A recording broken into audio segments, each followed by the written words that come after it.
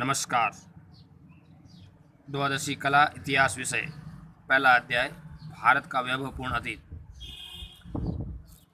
किसी भी इतिहास की जानकारी के प्रमुख रूप से दो स्रोत होते हैं, एक साहित्यिक स्रोत और एक पुरातात्विक स्रोत।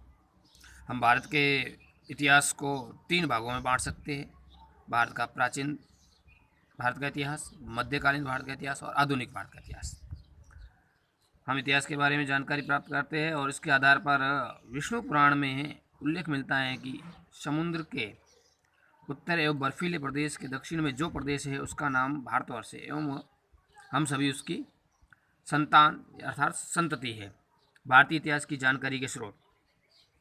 वस्तुतः इतिहास के अंतर्गत मानव का संपूर्ण अतीत समाहित रहता है, चाहे वह किसी भी क्षेत्र से संबंधित हो।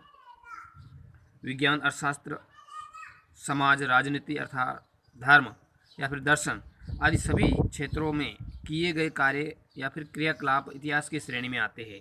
अतीत में मानव के जिन क्रियाकलापों को तथ्यों के आधार पर हम पूर्ण विश्वास के साथ प्रमाणित कर सकें, उन्हें इतिहास में रख सकते हैं, क्योंकि अतीत का प्रत्यक्षीकरण नहीं हो सकता, केवल उसके विषय में कुछ स्रोतों के रूप में ही साक्ष्य प्राप्त होते हैं, जिनके आधार पर इतिहासकार इतिहास का निरूपण करता है।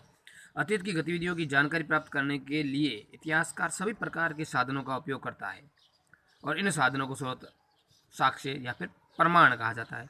यानी अतीत की गतिविधियों की जानकारी प्राप्त करने के लिए जिन भी साधनों का प्रयोग किया जा सकता है और वो करता है इतिहासकार, वो सारे साधन स्रोत क्या कहलाते हैं?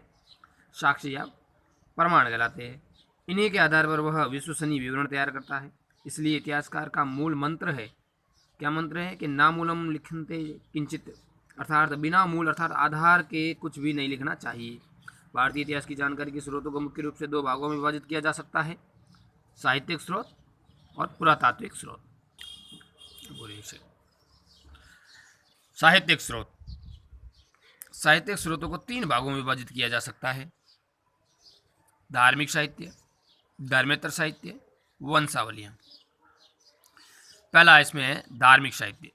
धार्मिक साहित्य के तीन भाग हैं: ब्राह्मण साहित्य, बौद्ध साहित्य और जैन साहित्य। दूसरा धर्मेतर साहित्य, इसको चार भागों में बांट सकते हैं: ऐतिहासिक साहित्य, विशुद्ध साहित्यिक ग्रंथ, क्षेत्रीय साहित्य और विदेशी विवरण। और तीसरा है वंशावलियां। जो पहला वापस धार्मिक साहित्य। धार्मिक साहित्य में प्राचीनतम है ब्राह्मण साहित्य। ब्राह्मण साहित्य में सबसे प्राचीन ग्रंथ माने जाते हैं वेद। वेद सबसे प्राचीन है और वेदों के माध्यम से संपूर्ण भारत के सामाजिक, राजनीतिक, धार्मिक तत्कालीन समय की पूरी जानकारी प्राप्त होती है। वेदों के द्वारा हमें संपूर्ण आर्य सभ्यता और संस्कृति की जानकारी मिलती है। वेद ज्ञान के समृद्ध भंडार है। वेदों की संख्या 4 है। इसमें सबसे प्राचीनतम वेद है ऋग्वेद, यजुर्वेद, सामवेद और अथर्ववेद। प्रत्येक वेद के 4 भाग है, इसमें संहिता, ब्राह्मण ग्रंथ, आरण्यक ग्रंथ और उपनिषद आते हैं। पहला है इसमें संहिता। संहिता वेदों की व्याख्या संहिताओं में की गई, अर्थात वेदों की व्याख्या करने के लिए जो लिखा गया है, जिनको लिपिबद्ध किया गया, उनको संहिता कहा गया। और सबसे प्राचीन वेद ऋग्वेद है, जो छंदों में रचा गया है, तथा इसमें 10 मंडल और 1028 सूक्त है। यजुर्वेद, इसमें यज्ञों से संबंधित विवरण मिलता है। सामवेद, इसमें आर्यों द्वारा गाई जाने वाली सामग्री है। अथर्ववेद, इसकी रचना अथर्वा ऋषि ने की थी और इसमें ब्रह्म ज्ञान, धर्म, समाज निष्ठा, औषधि प्रयोग, शत्रुओं का दमन, रोग निवारण, तंत्र मंत्र आदि विषय सम्मिलित होते हैं। ब्राह्मण ग्रंथ। ब्राह्मण ग्रंथ यज्ञ और कर्म कांडों पर आधारित होते हैं। जो साहित्य यज्ञ और कर्म कांडों पर आधारित होता है, उन साहित्य को ब्राह्मण ग्रंथ कहा जाता है। आरण्यक ग्रंथ, इनकी रचना ऋषियों द्वारा वनों में रहकर की गई, अर्थात एकांत वनों में रहकर ऋषियों द्वारा जिन ग्रंथों की रचना की गई उनको आरण्यक ग्रंथ कहा जाता है और इसमें दार्शनिक विषयों का विवरण मिलता है। उपनिषद। उपनिषद, इसमें जो है गुण विषयों एवं नैतिक आचरण के नियमों की जानकारी मिलती है। वैसे उपनिषदों की संख्या 108 मानी जाती है और उपनिषद का शाब्दिक अर्थ वैसे बैठना निषेध, गुरु के समीप बैठकर भी शिक्षा प्राप्त करना, ये भी होता है। इसके बाद है वेदांग साहित्य। ये वेदांग साहित्य जो वेदों को या वैदिक साहित्य को ठीक तरह से समझने के लिए इनकी रचना की गई है। और इसके 6 भाग हैं। पहला है शिक्षा, दूसरा कल्प, तीसरा व्याकरण, चौथा निरुक्त, पांचवा छंद, छठा है ज्योतिष। इसमें पहला शिक्षा जो वेदों की नाक कहलाता है, कल्प जो वेदों का हाथ कहलाते हैं, व्याकरण जो वेदों का मुख कहलाता है, निरुक्त जो वेदों का कान कहलाता है, छंद जो वेदों के पैर कहलाते हैं, और अंतिम ज्योतिष जो वेदों के नेत्र कहलाते हैं। वेदों के उपरांत विभिन्न ऋषियों द्वारा स्मृति ग्रंथों की भी रचना की गई। इसमें मनुस्मृति और याज्ञवल्क्य की स्मृति प्रमुख है। इसके बाद महाकाव्य। महाकाव्य में 2 प्रमुख महाकाव्य माने जाते हैं, एक रामायण, दूसरा महाभारत। रामायण श्री राम के चरित्र और उसके शील के पूरे बारे में जानकारी प्राप्त करवाता है। तो महाभारत है जो एक कुरुवंश के आपसी संघर्ष के बारे में जानकारी प्राप्त करता है। इसमें जो है पूरे भारतीय इतिहास की जानकारी का ये अथाह कोश कहा जा सकता है महाकाव्य को। इसमें रामायण महाभारत प्रमुख है। इसमें समाज, धर्म, राजनीति की ऐतिहासिक जानकारियाँ मिलती है। उसके बाद है पुराण। प्राचीन काल के इतिहास ग्रंथ माने जाते हैं और इनकी संख्या 18 मानी गई है।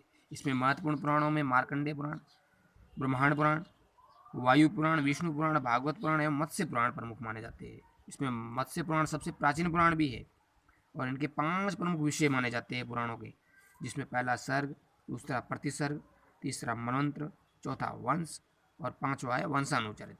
ये 5 ही जो है पुराणों के प्रमुख विषय माने जाते हैं। ब्राह्मण ग्रंथ के बाद में है बौद्ध साहित्य।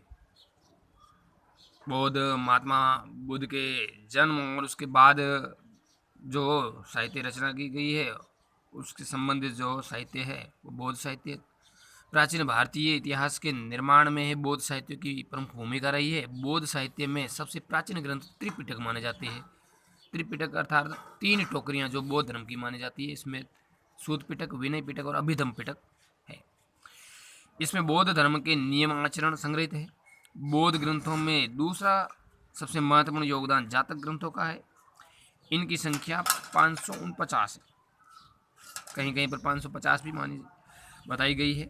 इसमें बुद्ध के पूर्व जन्म की जानकारियाँ मिलती है। बौद्ध ग्रंथ अधिकतम पाली भाषा में लिखे गए हैं, जैसे मिलिंदपन्हो, दीपवंश, महावंश आदि।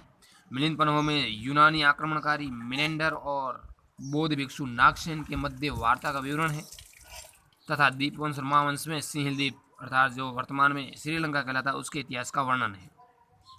संस्कृत भाषा में बौद्ध ग्रंथ लिखे गए हैं, जिसमें महावस्तु प्रमुख है। महावस्तु बुद्ध के जीवन चरित्र पर आधारित ग्रंथ है। दूसरा ललित विस्तार, इसमें बुद्ध को देवी शक्ति के रूप में निरूपित किया गया है और उनके अद्भुत कार्यों में, यानी उनके द्वारा जो किए गए कार्य, उन कार्यों से संबंधित जीवन वृत्त अंकित ललित विस्तार में किया गया है। मंजूश्री, मूलकल्प, बुद्ध चरित्र, सौंदरानंद काव्य, ये जो संस्कृत ग्रंथ जिनमें ऐतिहासिक जानकारी मिलती है। इसके अतिरिक्त दिव्यावधान, इसमें सत्कर्म एवं विरोचित कार्यों का वर्णन है। अंगुत्तर निकाय जो सबसे महत्वपूर्ण माना जाता है, जिसमें 16 महाजनपदों के बारे में जानकारी मिलती है। अपने भारत के इतिहास के जो महाजनपद काल था उसमें 16 महाजनपद थे, उसके बारे में जानकारी का महत्वपूर्ण ग्रंथ माना जाता है बौद्ध अंगुत्तर निकाय ग्रंथ। इसके अतिरिक्त कुछ प्रमुख शब्दावलियां हैं, जिसमें प्रमुख शब्द विहार। बौद्ध भिक्षुओं के रहने का स्थान जो है वो विहार कहलाता है। महात्मा बुद्ध उसके बाद जो अनुयायी हुए वो बौद्ध भिक्षु थे, उनके जो रहने के स्थानों को बौद्ध विहार भी कहा जाता है। चैत्य, सौदाह अर्थात जब व्यक्ति यानी ये बौद्ध भिक्षु ये मर जाते थे, उस की मृत्यु के बाद में उनके शरीरों के दाह के पश्चात बौद्धों के जो कुछ शरीर के कुछ अवशेष बच जाते थे, उन अवशेषों को टीलों में सुरक्षित रखकर और उनको गाड़ दिया जाता था और उसके ऊपर जो चैत्य का निर्माण किया जाता था। अंतिम संस्कार से जुड़े इन तरीकों को चैत्य कहा जाता है, कि उसके ऊपर जो है एक प्रकार का जो है पवित्र स्थल माना जाने वाला मंदिर की तरह मनाया जाता था, उसको चैत्य कहा जाता था। तो प्रमुख शब्दों में विहार और चैत्य थे, और चैत्य जो स्तूप कहलाते हैं, एक और होता है शब्द स्तूप। वो स्तूप भी होते हैं जो टीली नुमा होते हैं, वो भी बौद्ध धर्म से संबंधित होते हैं, पवित्र स्थल माने जाते हैं। अब इसके बाद में जैन धर्म, उससे संबंधित जो साहित्य जैन साहित्य कहलाते हैं। और जैन साहित्य में आगम ग्रंथ सबसे प्राचीन और प्रमुख माने जाते हैं। इसके अंतर्गत 12 अंग, 12 उपांग, 10 प्रकीर्ण, 6 छेद सूत्र, 1 नंदी सूत्र, 1 अनुयोग द्वार, 4 मूल सूत्र शामिल है। ये सभी जो आगम ग्रंथों में सम्मिलित किए जाते हैं। एक बार वापस सुनिए, 12 अंग, 12 उपांग, 10 प्रकीर्ण, 6 छेद सूत्र, 1 नंदी सूत्र, 1 अनुयोग द्वार, 4 मूल सूत्र, ये आगम ग्रंथों में सम्मिलित होते हैं। इनकी रचना 4वीं शताब्दी ईस्वी पूर्व से 6वीं शताब्दी ईस्वी के मध्य हुई, यानी 4वीं से लगाकर 6वीं। इस दौरान जैन धर्म जो है प्रचलन जैन धर्म का बहुत अधिक मात्रा में भारत में था। जैन साहित्य को प्राकृत भाषा में लिखा गया है, और बहुत साहित्य हमने पहले देखा पाली भाषा में। जैन ग्रंथ भी है जिनमें कथा कोश जो तत्कालीन समय की ऐतिहासिक जानकारी देता है, परिशिष्ट पर्वन राजा और जैन मुनियों के संबंध में जानकारी देता है, भद्रबाहु चरित्र जैन मुनि भद्रबाहु और चंद्रगुप्त मौर्य के अंतिम समय की जानकारी का वर्णन है, जिस दौरान चंद्रगुप्त मौर्य ने श्रवणबेल गोला में उपवास रखकर अर्थात सलेखना विधि द्वारा अपना देह त्याग किया था, उसकी भी जानकारी भद्रबाहु चरित्र में मिलती है। कल्प सूत्र ये भी ऐतिहासिक जानकारी देता है। भगवती सूत्र ये भी ऐतिहासिक जानकारी देता है। और आचरांग सूत्र है। आचरांग सूत्र जैन साधुओं के आचार और व्यवहार से संबंधित नियमों का इसमें संकलन है। इस प्रकार ये प्रमुख जैन ग्रंथ थे। इसके बाद में है ये आपके हो गए आपके धार्मिक साहित्य। इसमें धार्मिक ग्रंथों में धार्मिक साहित्यों में ब्राह्मण साहित्य, बौद्ध साहित्य और जैन साहित्य हो गए। इसके बाद में धर्मेतर साहित्य। धर्मेतर साहित्य इस श्रेणी में जो प्राचीन भारत में धर्म के अतिरिक्त अन्य विषयों पर जो लिखा गया साहित्य है, अर्थात धर्म से संबंधित हमने पहले पढ़ा, उसके अतिरिक्त जो भी साहित्य लिखा गया है उस दौरान, वो सारा का सारा धर्मेतर साहित्य है। और उसके 4 प्रमुख हमने भाग देखे।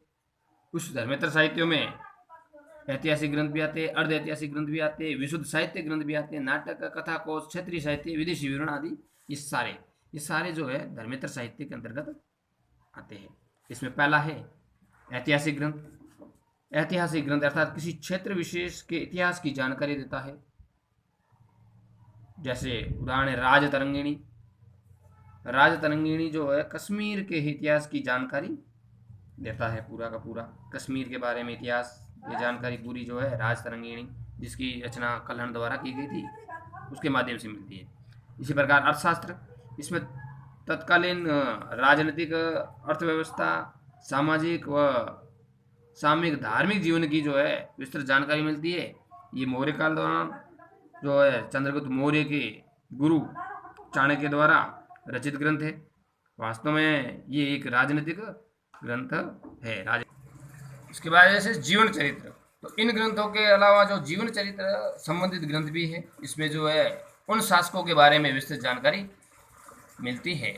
यानी जीवन चरित्र पूरे शासक जो है उस शासक से जीवन से संबंधित पूरी जानकारी वो जीवन चरित्र के माध्यम से मिलती है। जैसे हर्षचरित बाणभट्ट द्वारा रचित हर्षचरित, वाकपति उसके द्वारा गौड़वह, विल्हण द्वारा विक्रमांक देव चरित, जय सिंह द्वारा कुमारपाल चरित, नयचंद्र द्वारा हमीर महाकाव्य, पद्मगुप्त द्वारा नवसहसांक चरित, कवि बल्लाल द्वारा भोज चरित और जयानक द्वारा पृथ्वीराज विजय, ये सारे जो है उन शासकों के बारे के पूरे जीवन के बारे में जानकारियां उपलब्ध करवाते हैं। अब इसके बाद में विशुद्ध साहित्य ग्रंथ, इन ग्रंथों में अनेक नाटक, व्याकरण, टीका, काव्य, कथा साहित्य या फिर कथा कोश की रचना आती है। इसमें उस समय के शासकों, सामाजिक, आर्थिक और तत्कालीन समय की सांस्कृतिक गतिविधियों के बारे में भी जानकारियाँ मिलती है।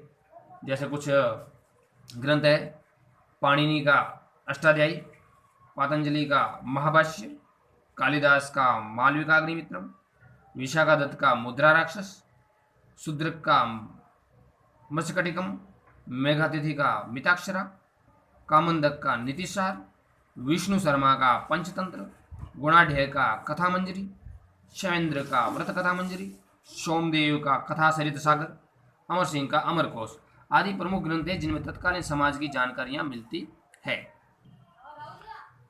तो इस प्रकार हमने धर्मेंद्र साहित्य में ऐतिहासिक ग्रंथ, विशुद्ध साहित्य ग्रंथ पढ़े। और अब है क्षेत्रीय साहित्य। क्षेत्रीय साहित्य अर्थात क्षेत्र विशेष में उनकी क्षेत्रीय भाषाओं में लिखे गए ग्रंथ, ये सारे क्षेत्रीय साहित्यों के अंतर्गत आते हैं। जैसे प्राचीन तमिल साहित्य जो संगम साहित्य के रूप में जाने जाते हैं, तो तमिल भाषा में उनकी जो भाषा थी उनके द्वारा लिखे गए ये क्षेत्रीय साहित्य कहलाते हैं। और इस संगम साहित्यों में चोल, पल्लव आदि जो है शासकों के बारे में जानकारियाँ मिलती है। इस साहित्य के प्रणेता अगस्त्य ऋषि कहलाते हैं। कुछ और उदाहरण है, जैसे ध्रुजटी का कृष्णदेव राय विजयम, चंद्रवरदाई, पृथ्वीराज रासो, पद्मनाभ का कानड़देव प्रबंध, बिट्टू सूजा का राव जेत सिरो छंद, सूर्यमल मिश्रण का वंश भास्कर और मोहनोत नैणसी का नैण सीरी ख्यात, ये सारे क्षेत्रीय साहित्य है जो क्षेत्रीय भाषाओं में लिखे गए हैं। ये उस क्षेत्र विशेष की सामाजिक, राजनीतिक और ऐतिहासिक जानकारियाँ उपलब्ध करवाते हैं। इसके बाद में विदेशी विवरण। विदेशी विवरण जो विदेशी यात्री भारत के अंदर आए और उन्होंने जो भारत के बारे में जो कुछ यहाँ राजनीतिक, धार्मिक, सामाजिक या सांस्कृतिक क्षेत्र में जिस प्रकार की जो गतिविधि हो रही थी उसके बारे में लिखा, वो सारी जानकारी विदेशी यात्रियों द्वारा लिखी गई, इसलिए वो सारे विदेशी विवरण कहलाते हैं। इसमें प्रमुख है यूनानी साहित्य, जिसके अंतर्गत चंद्रगुप्त मौर्य के समय में मेगस्थनीज जो राजदूत बनकर रहा था यहाँ, उस मेगस्थनीज द्वारा इंडिका नामक पुस्तक लिखी गई है, वो मौर्य साम्राज्य के बारे में जानकारी उपलब्ध करवाती है। इसी प्रकार टॉलमी जो भूगोल इसकी रचना है, इसके बारे में जानकारी मिलती है पूरे।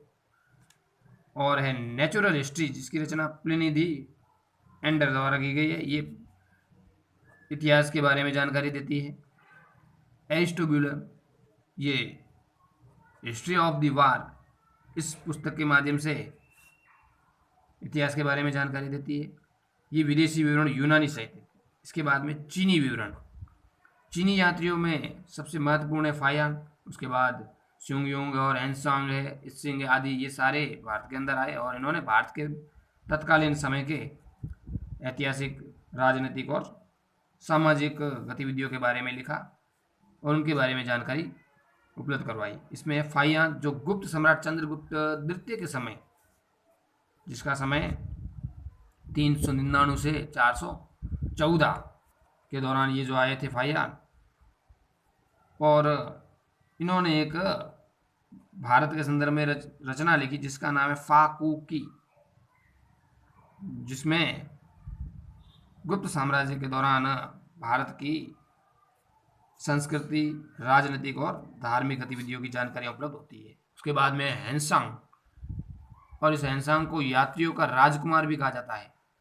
इसने नालंदा विश्वविद्यालय में शिक्षा ग्रहण की थी तथा यह हर्षवर्धन के समय में 629 ईस्वी से लगाकर 644 ईस्वी तक भारत में रहे। इनकी रचना का नाम है शी यू की। इसके बाद इत्सिंग, ये 7वीं शताब्दी के उत्तरार्ध में 672 से 688 ईस्वी तक भारत रहे।